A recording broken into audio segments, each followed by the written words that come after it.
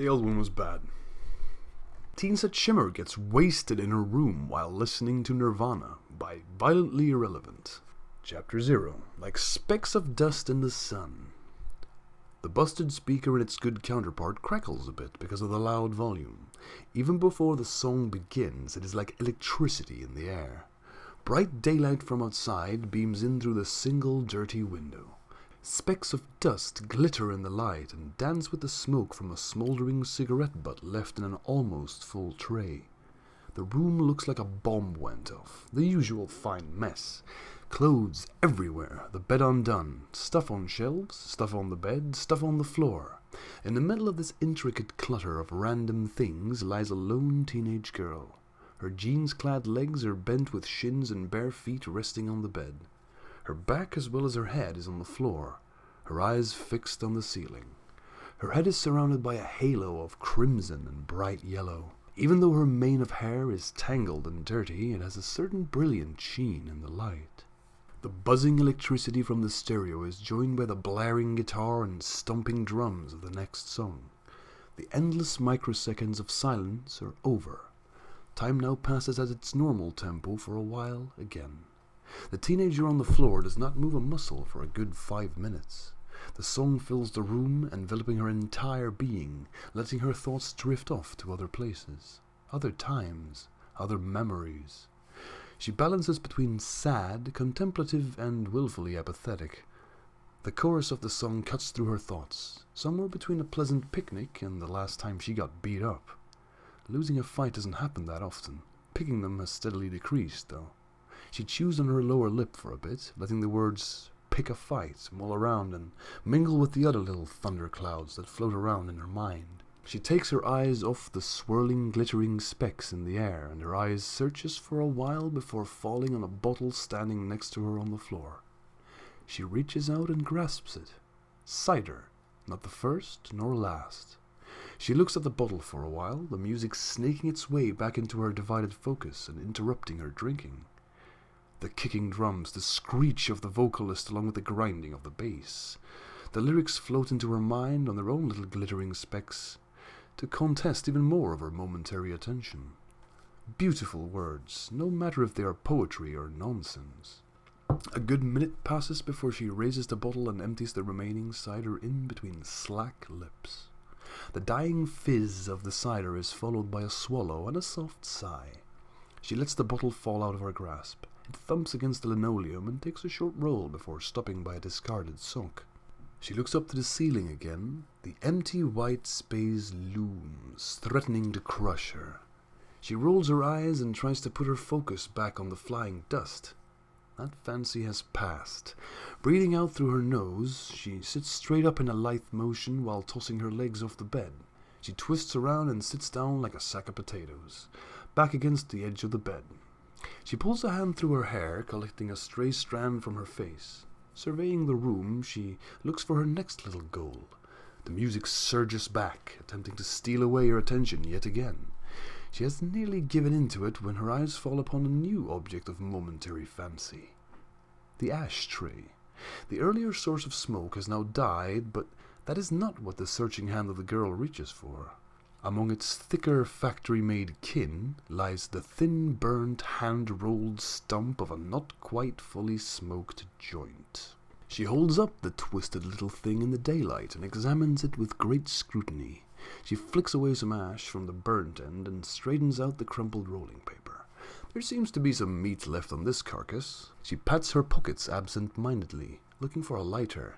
A source of fire she knows is in close proximity, but it can nonetheless never be found when needed. Turning around to root around in a tangle of shirts on the bed finally yields results as a plastic lighter clatters down onto the floor. It is soon scooped up and put to use. She lights the crumpled roach carefully and puts it to her lips. It tastes stale and burnt, a strange change in the aftermath of the latest input of cider. She bellows out a thick white cloud after skillfully milking out the last lungful of smoke from the finally spent stump. She stubs it out back into its previous grave before looking up, watching the last wisps of smoke disappear up against the oppressive white.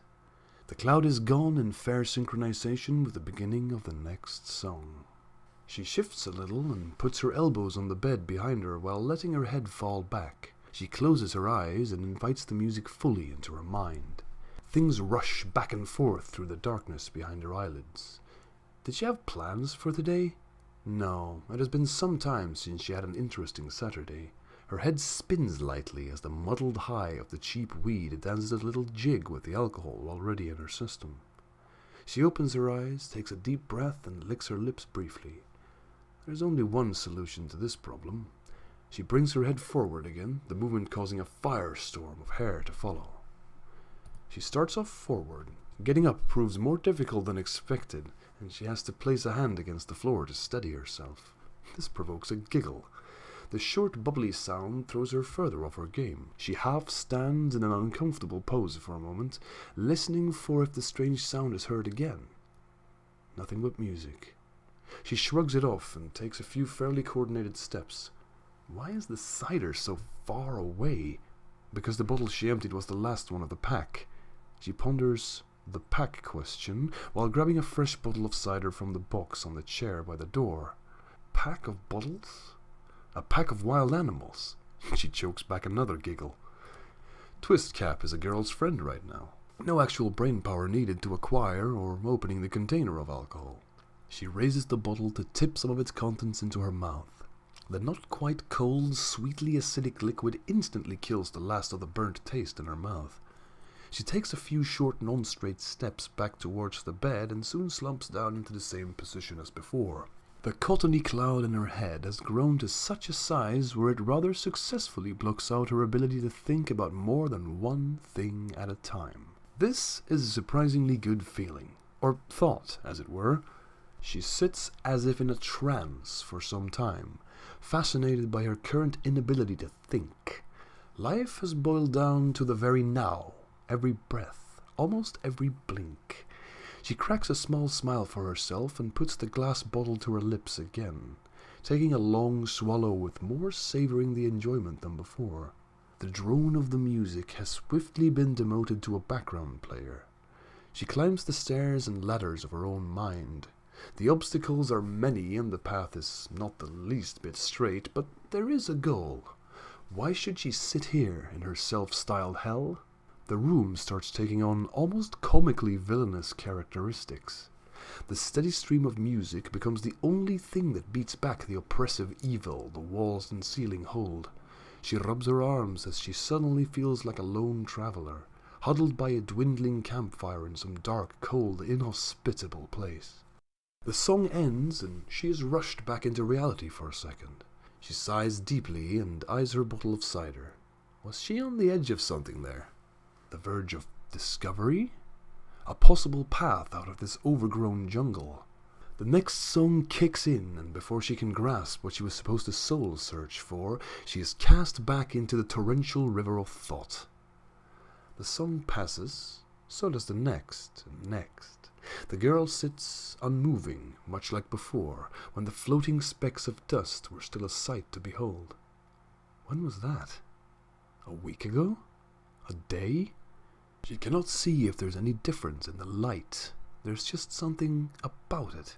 It feels different, as much as light can be felt.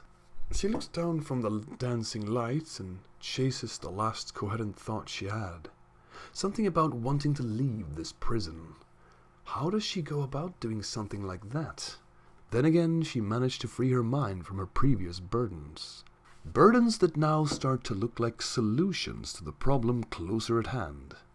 All it took was some booze and drugs, and the music, sweet, enthralling noise. What was it? Nirvana? That doesn't sound right. She blinks. The silence after the music has ended hits her like a cold breeze. It is as if everything she was trying to sort through in her head has suddenly organized itself. Not neatly, but at least in labeled boxes and fairly even piles. If thoughts could indeed be piled. She rises, a ragged spring flower punching through the stiff snow of her own apathy. She strides in long steps over the clutter-filled landscape beneath her to an equally clutter-packed plateau that stands against one wall, a chest of drawers that looks less like furniture and more like a gap-toothed grin. On it sits the tool she seeks, the key to her prison, now that she knows the combination to the lock. Well, the mental lock, that is. She picks up the telephone and stares at it for a moment. She looks to the side with a pained expression, searching her mind for a number. The number. She picks about in her pocket, pulling out a crumpled pile of mixed papers, a few receipts and the likes. She looks them through, tossing the ones that do not have the scribbled number she seeks. Her heart has already begun sinking when the sight of blue pen numbers on a ripped glossy strip of paper stops her dead in her tracks. She reads the string of numbers quietly to herself. They sound right. There's no name on the note. She remembers not putting the one there on purpose. What was that good for? It seems ancient history and even less important right now. She gathers herself and forces herself into action. One last push. She dials the numbers and waits for the tone. In the silence left after the powerful music, the dial tone is like a brutal whip crack every time it sounds. The other side of the line picks up. A voice is heard, cheery and pleasant. The floodgates in her mind open. Any preparation she had managed is absolutely blown out the window. She hesitates, swallows, and remains quiet. Seconds feel like minutes. When the voice on the other side is heard again, this time with a more questioning tone, she chokes back an unwanted nervous giggle. A second feels like a year. Her head floats above her body like a gas-filled balloon.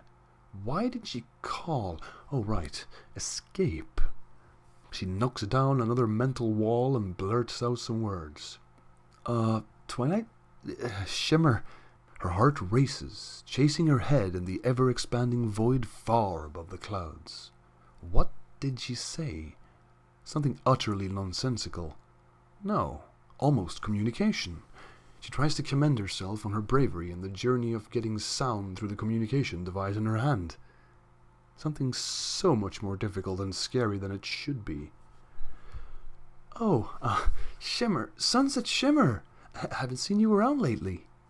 She bites her lip, all thoughts of bravery swept away on a swirling, frothing river of blank-mindedness. She searches deep within her own memory, whatever she can salvage.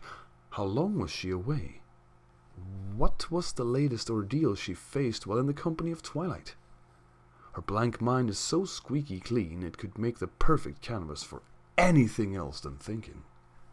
Time passes, but how much? Did Twilight hang up? She hears herself talk with a trembling voice. She has no idea the next words to come out of her mouth. I've been busy. Things? She forces herself to try to recover once more. It does not matter how much thick, juicy awkwardness drips from the conversation, even though to her, even her own voice sounds like there's something wrong with it. She grits her teeth for just a second, seeing herself in a third-person perspective. The hard bit is done. The next step is to take the leap of faith. She looks like a beaten, broken, but defiant action hero, glaring sternly off into the distance while pressing demands on the phone. She blinks rapidly a few times. Did she say that out loud? The silence on the other side of the line suggests otherwise. She nods once to herself and speaks, strangely out of breath. Here's the thing. Things. No, like, if you don't have anything else to do. She stops, takes an audibly deep breath, and rolls her eyes. What? Come on, it's not like asking her out or anything. Wait, it is, isn't it? She licks her lips thoughtfully as the voice on the other side softly asks what she meant, where she was going with that muddled, unfinished jumble of words. She grasps another tiny moment of clarity and manages to bark out another fairly intelligible string of words. I got this new album. She falls into a breathless silence. She could hear a pin drop. She can feel a drop of sweat crawl down the side of her face. It is like a spring storm, newly found heat giving the spray of rain a certain warmth. What could the response possibly be? The declaration that all nations of the world spontaneously declared war? The mixed feelings of seeing a puppy you never asked for run at you from under the holiday tree? all these things are swept aside by gargantuan purple hands from the sky. The monstrous appendages slash through the skyline and into the sleepy suburban setting below, crashing through the walls of her prison. Her eyes widen to painful points as she is picked up by the giant purple hands. The air buffets her and tussles her hair as she is brought upwards into the sky. No, into the atmosphere, before the face, the gentle, smiling face of Twilight Sparkle. The enormous cosmic goddess observes her for a moment. Then, without her lips moving, a voice is heard. "I'd love to listen to music with you." Her mouth has gone drier than the deadliest of deserts. Little spots dance before her eyes, and she can feel the giant hands give way from under her. No, those are no pantheonic digits. It's just her own knees giving out. Failing to steady herself, she slumps down with her back against the wall. Visions of space and grandeur faded back into her self-styled hell. She breathes heavily, swallows the taste of dust, and pretty much whispers her next words. "Come over?" The blessed goddess voice is quiet for a moment. She scrambles to swig her drink, attempting to re-establish some manner of moisture in her own voice. She slowly lowers the bottle as she listens to the angel's choir in her ear. "You want to, or, should I? Just give me a moment and I'll be over." She presses her knees up against her chest and suckles the cider bottle like a pacifier. Did you just hear that? It wasn't some kind of illusion, some figment of her imagination. Answer. Give confirmation. Now! Awesome. She hears her own word echo into and out of the void in her skull. Did she do it? Did she appease the goddess? She sits as if frozen for a long moment, listening to the silence. Noticing it is not all silence. Words. Twilight speaks again. Something about seeing her soon. She sounds cheery, just as cheery as before. When was before? When she answered the phone. She nods to herself. Did she just emote for the phone? Nods don't make any sound. She breathes in to speak, but notices that the words and even the silence on the other side of the line has been replaced by tone. Did Twilight hang up? Did she even call Twilight to begin with? The visions of the endlessly huge goddess and the taste of glass in her mouth gives her another strange moment of clarity. She pulls the bottle out of her mouth as she puts down the phone. Examining both, she nods once to herself. She did make the call. The solution to all her problems has been summoned. Panic and joy mingle closely in her mind. Another deep breath and a sharp exhale. She looks around the room. An uphill struggle and all downhill from here. She manages a smile. Had to stay positive. After all, what's the worst that could happen?